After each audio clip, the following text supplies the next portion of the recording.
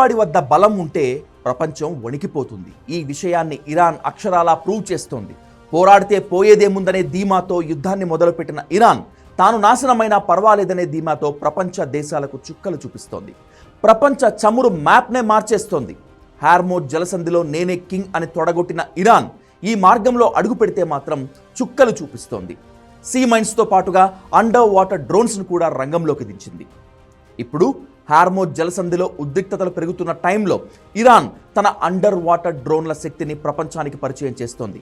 వీటిని సాంకేతికంగా unmanned under water vehicles అని పిలుస్తారు.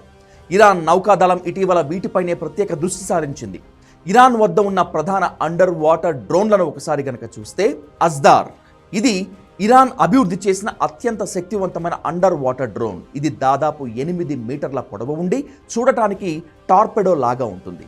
దీని ప్రత్యేకత చూస్తే మైండ్ బ్లాక్ అవుతుంది. ఇది సముద్రం అడుగున అత్యంత నిశ్శబ్దంగా ట్రావెల్ చేస్తుంది.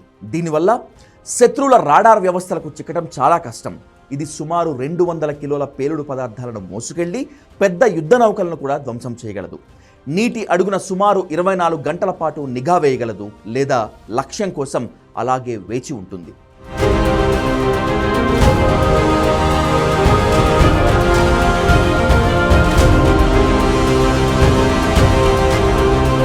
హదీద్ 110, ఇది ఫిబ్రవరి 2025లో ఇరాన్ కొత్తగా ప్రదర్శించిన jet engine under water suicide drone.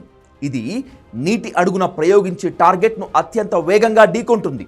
అసలు ఈ డ్రోన్లు ఎలా పనిచేస్తాయంటే అటానమస్ ఆపరేషన్లా పనిచేస్తాయి. ఆర్టిఫిషియల్ ఇంటెలిజెన్స్ సాయంతో ఇవి మనుషుల ప్రమేయం లేకుండానే టార్గెట్ను ఐడెంటిఫై చేసి దాడి చేస్తాయి. తక్కువ ఎత్తులో ప్రయాణం చేయటం వీటి సామర్థ్యం. కొన్ని రకాల డ్రోన్లు అంటే యుజిఈవి వంటివి సముద్ర మట్టానికి కేవలం 50 మీటర్ల ఎత్తులో ప్రయాణించి రాడార్లకు దొరకకుండా తప్పించుకుంటాయి. వీటిని సాధారణ సబ్మరైన్ల నుంచే కాకుండా చిన్న బోట్ల నుంచి కూడా ప్రయోగించవచ్చు. ఇరాన్ తన డ్రోన్లను సముద్రం మధ్యలో నుంచి ప్రయోగించడానికి ప్రత్యేకమైన నౌకలను సిద్ధం చేసింది. షహీద్ బహేరీ అనే నౌకను ఇరాన్ సిద్ధం చేసింది. ఇది ఓ భారీ కంటైనర్ ఉన్న నౌక. ఈ నౌకను డ్రోన్ క్యారియర్గా మార్చారు. దీనిపై 180 మీటర్ల పొడవైన రన్వే ఉంది. దీని ద్వారా వందలాది డ్రోన్లను ప్రయోగించవచ్చు. సాధారణ యుద్ధ నౌకలను రాడార్ల ద్వారా గుర్తించవచ్చు. కానీ ఈ అండర్ వాటర్ డ్రోన్లు ఇన్విజిబుల్ కిల్లర్స్ వంటివి. ఇవి హార్మోజ్ వంటి ఇరుకైన జలసంధుల్లో అమెరికా వంటి దేశాల భారీ యుద్ధ నౌకలకు ప్రధాన ముప్పుగా మారాయి.